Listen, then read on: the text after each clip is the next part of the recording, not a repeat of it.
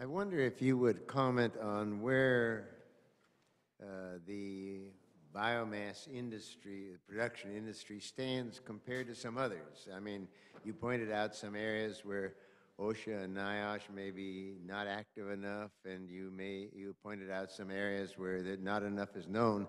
But I don't have a sense as to where that stands in comparison to other industries of a somewhat similar kind. There may be others from the panel and the audience that could also add to this comment. My perception is that, you know, if you compare to the chemical processing industry or, you know, gas and oil processing, those industries are very advanced in terms of their risk hazard assessment to begin with and risk management in those industries. My perspective on biofuels, again, is tempered by the fact that there are a number of fairly small operations out there that have not, at least the ones that I've been involved with, have not had that same ability to think about the risks and the hazards as a first step, nor have they had the resources or the expertise to try to address that. So it's an evolving, growing area, and I think a lot of it is because it's involved with small entrepreneurial operations to some extent. In comparison to agriculture, which again it's not going to be very different, but the feedstock production, storage, and transportation going into the biofuels industry is also an area that needs development. Agriculture in general is one of the more hazardous occupations in this country. We've had some significant developments and advancement in the last couple of decades, but it still remains a very significant problem.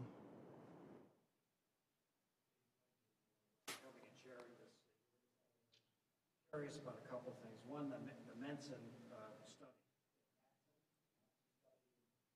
compared the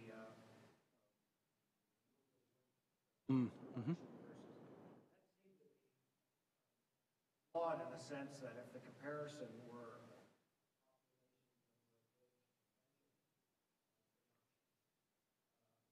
how could you wasn't a difference, how would you attribute it?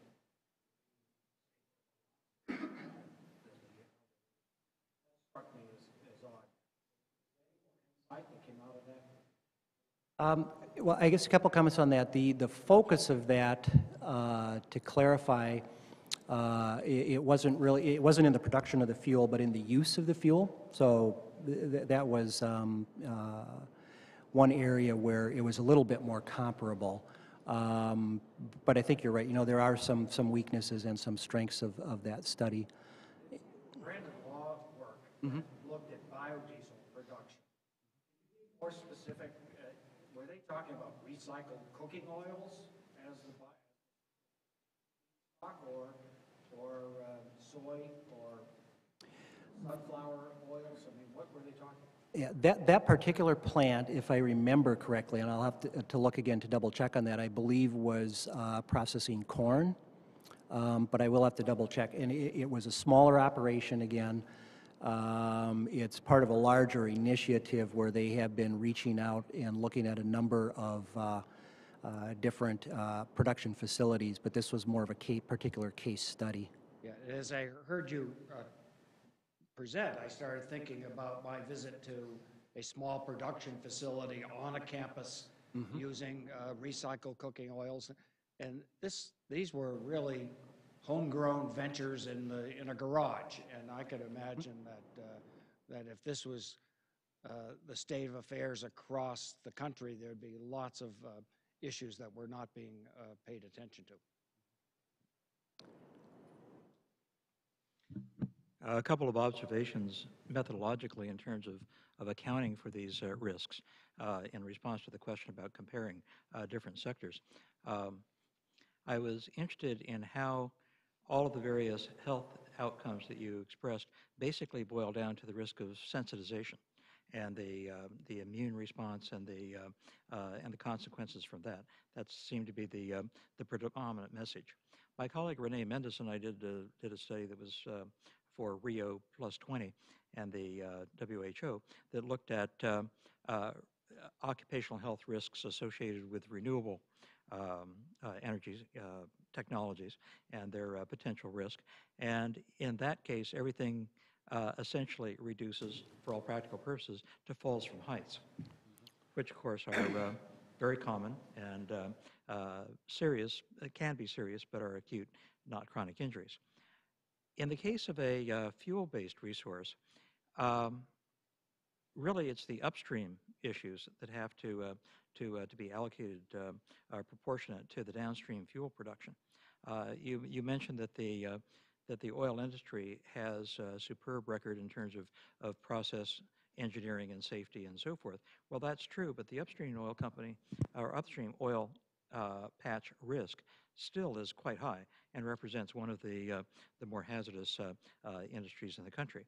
And all upstream oil production eventually goes toward fuel production, where in the case of biofuels, the upstream production, only a small fraction of it is currently going into fuel production.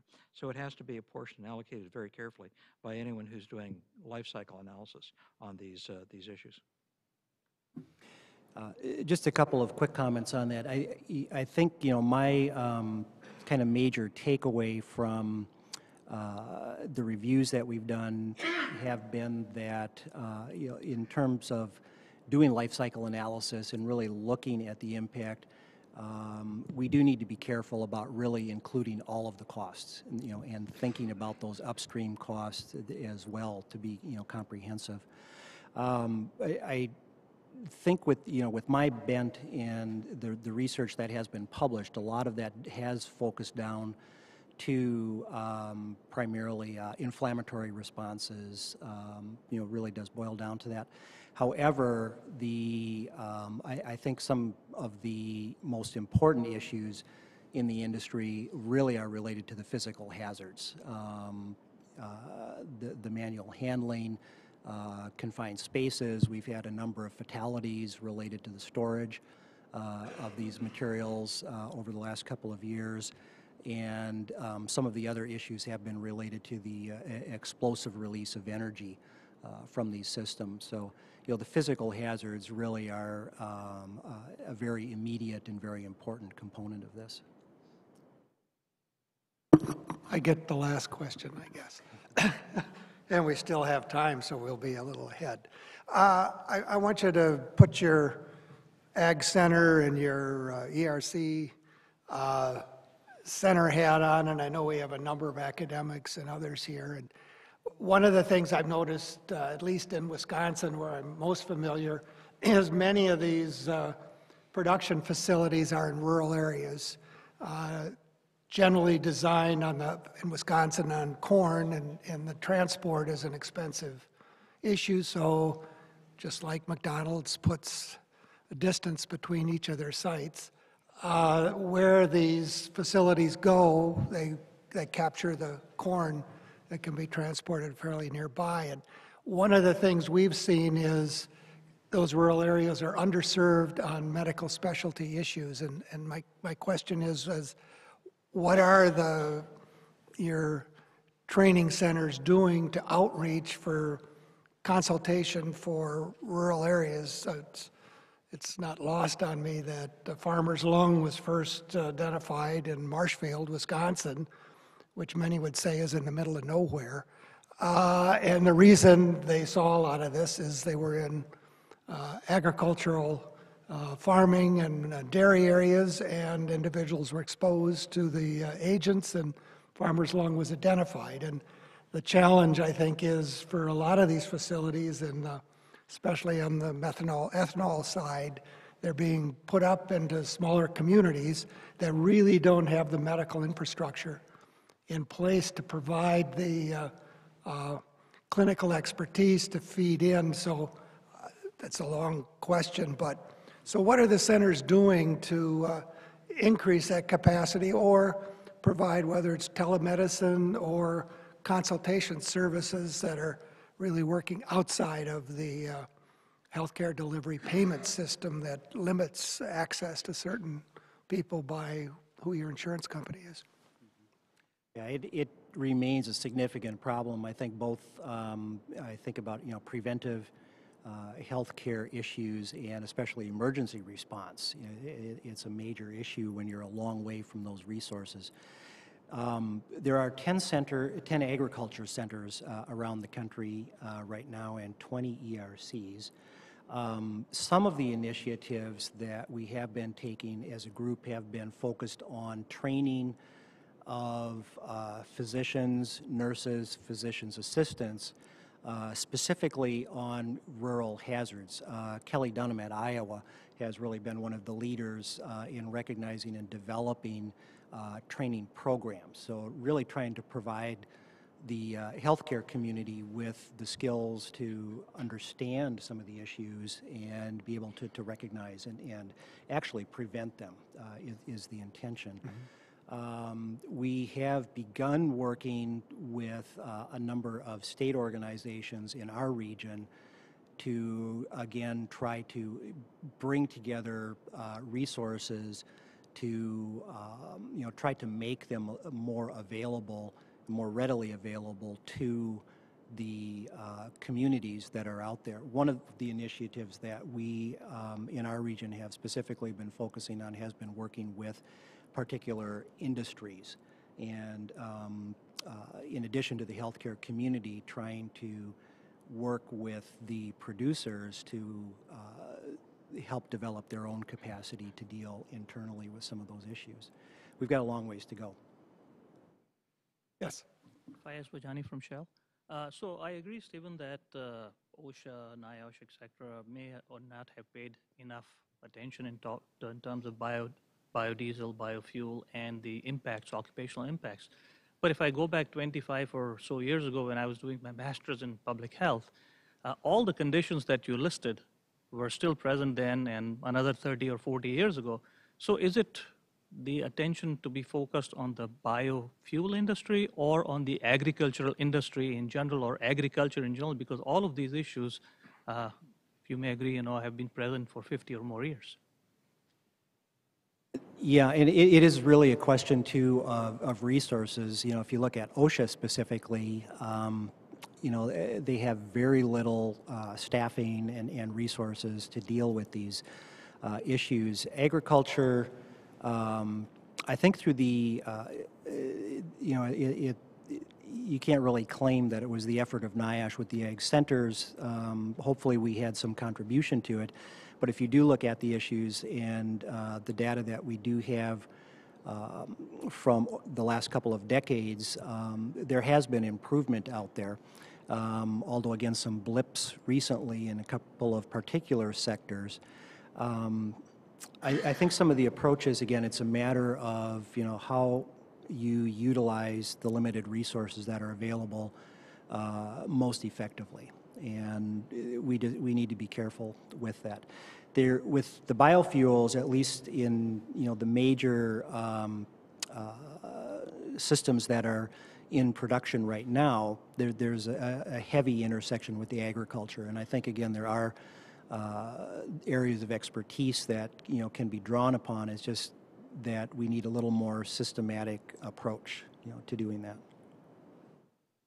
And just one last pitch before we close, and that's I'm sure all of you are aware that electronic medical records are now being adopted across the country, and that offers an opportunity on the analytics side to look for clusters and associations on a population basis that we really couldn't do before. One of the things that are currently missing from occupational or from medical records is an occupational history. So while you can look at, there's an area with higher asthma, you can't drill down on a fairly simple basis looking at the usual occupation or industry like we can do with some of the death records and things like that. So as that those activities move forward, we need to keep pressure on to see that as those systems come into place, they in fact have a mechanism to capture that information, so both in a clinical practice you can see what your patient's jobs are, but also can begin to tease out and look for leads for where we may be seeing additional issues, certainly back surgeries and things like that. It's very helpful, or carpal tunnel, to know what the individual did, and that may be in a written record, but it really can't be aggregated within a delivery system. Yes? Apropos of that, Yeah. CMS has requested input regarding the occupational history items that Yeah. should be incorporated into Yeah. a standard electronic medical record. Several organizations have tried to respond, particularly the Association of Occupational Environmental Clinics, but the comment period deadline is coming up very quickly. Yes. So anyone who wants to respond should do so immediately. Thank you. That was my next statement. Yeah. But it's an opportunity now for occupational and agricultural health to get inside a system that will open up lots of opportunities that really haven't been there previously. So if you have any closing statements, since I made my closing statement? No? Okay. I don't. Okay, with that, we'll move on to our next session.